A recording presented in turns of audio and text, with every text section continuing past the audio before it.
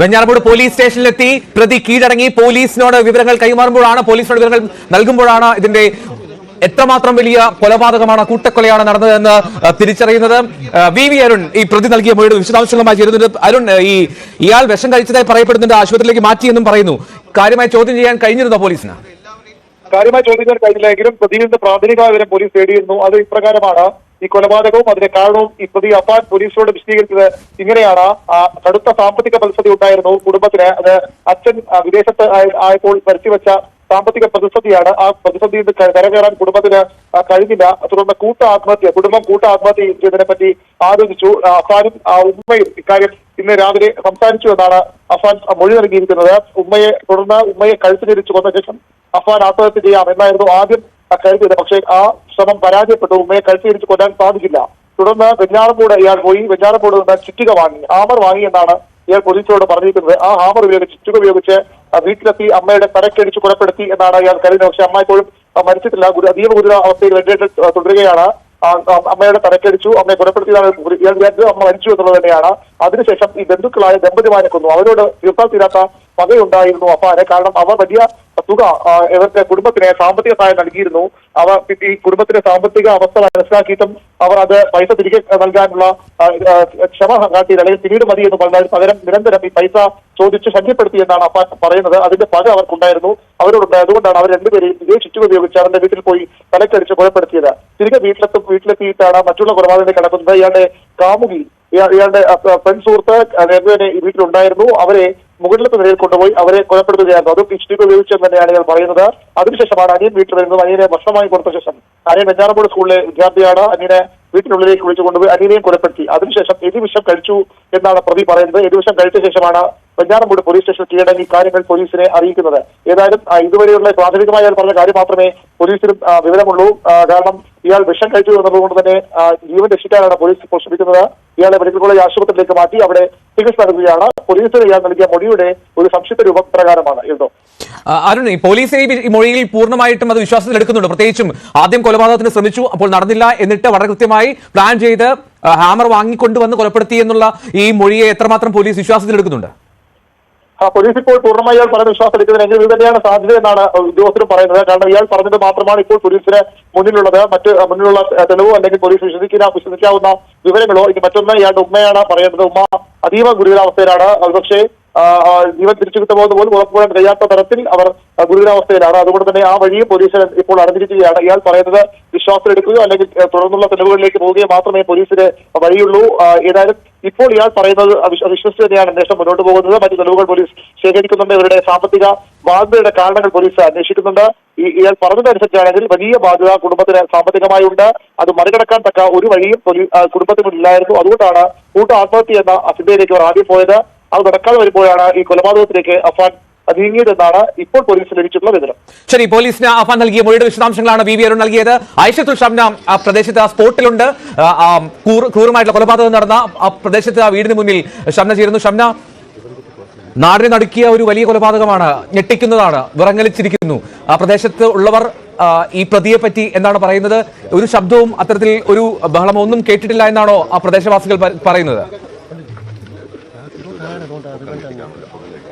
തീർച്ചയായും എൽദോ, തലസ്ഥാനത്തെ നടുക്കിയ അല്ലെങ്കിൽ കേരളത്തിന്റെ ചരിത്രത്തിൽ തന്നെ ഇത്രയും ക്രൂരമായ ഒരു കൂട്ടക്കൊലപാതകം അത് നടന്നിട്ടുണ്ടോ എന്ന് സംശയമാണ്. അത്രയധികം ഒരു വൈകുന്നേരം നാടിനെ നടുക്കിയ ഒരു കൊലപാതകം. ഈ പ്രതി നാട്ടുകാരുമായൊന്നും വലിയ ബന്ധമുണ്ടായിരുന്നില്ലെന്നാണ് ഇപ്പോൾ പ്രദേശവാസികൾ ഉൾപ്പെടെ പറയുന്നത്. ഇവിടെ ഈ കൊലപാതകം നടന്ന് കുറെ സമയമായിട്ട് പോലും ഈ പ്രദേശവാസികൾ ആരും അറിഞ്ഞിരുന്നില്ല. ഇയാൾ തന്നെ പോലീസ് സ്റ്റേഷനിലെത്തി ഏറ്റു പറയുമ്പോഴാണ്, കീഴടങ്ങുമ്പോഴാണ് ഇവിടെ ഈ നാട്ടുകാർ ഉൾപ്പെടെ ഈ കൊലപാതകത്തെ കുറിച്ച് അറിയുന്നത്. കിലോമീറ്ററുകളോളം സഞ്ചരിച്ചാണ് ഇയാൾ ഈ 6 കൊലപാതകങ്ങൾ ശ്രമം നടത്തിയത്. ഈ മാതാവ് ഷെമി ഇപ്പോൾ ഗുരുതരാവസ്ഥയിലാണ്. മറ്റ് 5 പേരും മരിച്ചിരിക്കുന്നു. ആദ്യം ഇയാൾ വാപ്പമ്മയുടെ പാങ്ങോട് ചെന്ന് വാപ്പമ്മയാണ് കൊലപ്പെടുത്തുന്നത്. 88 വയസ്സുള്ള ആ വൃദ്ധയെ പാങ്ങോട് ചെന്ന് കൊലപ്പെടുത്തുന്നു. അതിനുശേഷം എസ് എൻ പുരത്ത് ഇയാളുടെ വാപ്പയുടെ സഹോദരൻ, അതായത് ഈ പ്രതിയുടെ വാപ്പയുടെ സഹോദരനായ ലത്തീഫിനെയും അവരുടെ ഭാര്യ ഷാഹിദയെയും കൊലപ്പെടുന്നു. അതിനുശേഷം പിന്നീട് തിരിച്ചു വന്നാണ് ഈ അനിയനെയും പെൺസുഹൃത്തിനെയും കൊല്ലുന്നതും ഉമ്മയെ കൊല്ലാൻ ശ്രമിക്കുന്നതും ചുറ്റിക കൊണ്ട് തലക്കടിച്ച് അതിക്രൂരമായാണ് ഈ കൊലപാതകങ്ങളെല്ലാം പ്രതി ചെയ്തിരിക്കുന്നത്. അതിനുശേഷം ഈ വീട്ടിലെ ഗ്യാസ് ഓൺ ചെയ്തിട്ട് പോയതിനു ശേഷമാണ് പ്രതി ഈ പോലീസിൽ ചെന്ന് കീഴടങ്ങുന്നതും മറ്റ് വിശദാംശങ്ങൾ ഈ കൊലക്കുറ്റമടക്കം പോലീസിനോട് ഏറ്റുപറയുന്നതും. അതിനുശേഷം പോലീസ് ആദ്യഘട്ടത്തിൽ ഈ വീട്ടിലേക്ക് എത്തിയപ്പോൾ ഈ ഗ്യാസ് തുറന്നിട്ട് പോയത് കാരണം തന്നെ ഈ വീട്ടിലേക്ക് കയറാൻ പോലും പറ്റാത്ത ഒരു അവസ്ഥയായിരുന്നു ആദ്യഘട്ടത്തിൽ ഉണ്ടായിരുന്നത്. ഏറെ ശ്രമകരമായി അല്ലെങ്കിൽ ഫയർഫോഴ്സിന്റെ വരെ സഹായത്തോടു കൂടിയാണ് പിന്നീട് അതൊക്കെ മറികടന്ന് ഈ വീട്ടിലേക്ക് കയറുന്നതും മറ്റ് നടപടികളിലേക്ക് പോലീസ് നീങ്ങുന്നതും. എന്തായാലും ഒരു ദിവസം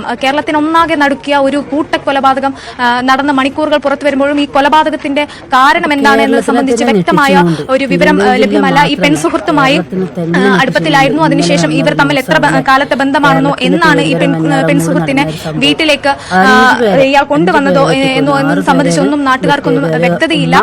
അങ്ങനെ ഈ പെൺസുഹൃത്ത് വന്നതിന് ശേഷം ഉണ്ടായ പ്രശ്നങ്ങളാണ് എന്ന് തന്നെയാണ് കരുതുന്നത്. കാരണം അതിനു മുമ്പൊന്നും അത്തരത്തിൽ മറ്റു കാരണങ്ങളോ പ്രശ്നങ്ങളോ ഒന്നും ഉണ്ടായിരുന്നില്ല. ഒപ്പം ഈ പ്രതി നേരത്തെ പോലീസിനോട് പറഞ്ഞതുപോലെ സാമ്പത്തിക ബാധ്യത അങ്ങനെയൊന്നും ഉണ്ടാവാൻ സാധ്യതയില്ല എന്ന് തന്നെയാണ് ഈ ബന്ധുക്കളും ഒപ്പം തന്നെ നാട്ടുകാരും പറയുന്നത്. കാരണം ആദ്യകാലത്തൊക്കെ ഇവർക്ക് വലിയ രീതിയിലുള്ള സാമ്പത്തിക ബുദ്ധിമുട്ടുകൾ ഉണ്ടായിരുന്നു. ഈ വീട് വെച്ചത് ഉൾപ്പെടെയുള്ള കടകൾ ഉണ്ടായിരുന്നു. പക്ഷെ അതെല്ലാം വീട്ടി മറ്റ് ലോണുകളും കാര്യങ്ങളും ഒക്കെ ഉണ്ടായിരുന്നെങ്കിൽ പോലും അതെല്ലാം മറികടന്ന് ഈ സാമ്പത്തിക പ്രതിസന്ധികളൊക്കെ തീർന്നിരുന്നു എന്നാണ് ഈ ബന്ധുക്കളും നാട്ടുകാരും പറയുന്നത്. പക്ഷെ ഈ പ്രതി പറഞ്ഞതുപോലെ അത്തരത്തിലൊരു സാമ്പത്തിക ബാധ്യത ഉണ്ടാവാൻ സാധ്യതയില്ല. അത് ഈ മാതാവ് ഷെമിയുടെ സഹോദരൻ തന്നെയാണ് നമ്മളോട് പറഞ്ഞതും. എന്തായാലും ഈ കൊലപാതകത്തിന് കാരണം എന്താണ് എന്നത് സംബന്ധിച്ച് ഇപ്പോഴും വ്യക്തതയില്ല. പെൺസുഹൃത്ത് വന്നതിന് ശേഷം ഈ പെൺസുഹൃത്തുമായി ഈ ബാപ്പമ്മയുടെ അടുത്ത് അതുപോലെ തന്നെ ഈ ബന്ധുക്കളുടെ വീട്ടിലൊക്കെ ഈ പ്രതി പോകുമായിരുന്നു. അതിനുശേഷം ഈ അനിയനുമായി വലിയ ബന്ധത്തിലായിരുന്നു അഫ്നാൻ ഉണ്ടായിരുന്നത്. അനിയന് 13 വയസ്സ് മാത്രമേ ഉള്ളൂ. വളരെയധികം സ്നേഹത്തിൽ ഈ കൊലപാതകം നടക്കുന്നതിന് തലേ ദിവസം പോലും അനിയനുമായി പുറത്തുപോയി ഒന്നിച്ചിരുന്ന് ഭക്ഷണം കഴിച്ചു എന്നൊക്കെ ഇവിടെ നാട്ടുകാർ കണ്ടവരുണ്ട്. അങ്ങനെ വലിയ രീതിയിൽ സ്നേഹമായിരുന്നു അനിയനോടും ഈ കുടുംബത്തോടൊക്കെ ഉണ്ടായിരുന്നത്. പക്ഷെ എന്താണ് പിന്നീട് സംഭവിച്ചത് എന്നതിൽ ഒരു വ്യക്തതയും ഇല്ല. ഇപ്പോഴും ആ ഒരു നടുക്കത്തിൽ തന്നെയാണ് എന്തായാലും നാട്ടുകാരുള്ളത്. വലിയ രീതിയിൽ ഇത്രയും വലിയൊരു കൊലപാതകം നടന്നിട്ട് പോലും ഇവിടെ ഈ ചുറ്റുമുള്ള പ്രദേശവാസികൾ ഉൾപ്പെടെ അത് അറിഞ്ഞിരുന്നില്ല. അത്രയധികം ഒരാളെ തന്നെ നമ്മൾ അബദ്ധത്തിൽ കൊന്നു കഴിഞ്ഞാൽ വെട്ടിക്കഴിഞ്ഞാൽ നമുക്ക് തന്നെ പേടിയും പതർച്ചയും ഉണ്ടാവില്ലേ. അതിനുശേഷം പിന്നെ എന്താണ് സംഭവിച്ചതോ, പോലീസ് സ്റ്റേഷനിൽ കീഴടങ്ങാൻ വേണ്ടിയിട്ട് കുറ്റങ്ങൾ പറയാൻ വേണ്ടിയിട്ട് പോയ സംഭവം എന്ന് പറഞ്ഞാൽ ബൈക്കിന്റെ കീച്ചേന് കൈമേലിട്ട് കറക്കിയതിന് ശേഷം മച്ചാനെ ഞാനൊന്ന് ഒപ്പിട്ട് വരാമെന്ന് പറഞ്ഞുകൊണ്ടാണ് മൂപ്പര് പോലീസ് സ്റ്റേഷനിൽ പോയത്. ഇത്രത്തോളം കൂളാണ്. എന്നിട്ടും ഒരു വിഷയമില്ല. എന്താല്ലേ നമ്മൾ പറയാം, നമ്മളെ നാടൊക്കെ പോയ പോക്കാണ് ആലോചിക്കണത്. എന്തൊരു അവസ്ഥയാണ്. ഇന്ന് ന്യൂസ് ചാനൽ തുറക്കാനേ പറ്റണില്ല.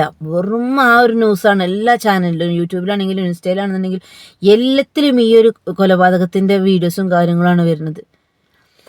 അപ്പോൾ എന്താണ് നമ്മളെ നാടിന് പറ്റിയെന്ന് അറിയണില്ല. വെറും കൊലപാതകം, ആക്സിഡൻറ്റ് അല്ലെങ്കിൽ സൂയിസൈഡ്.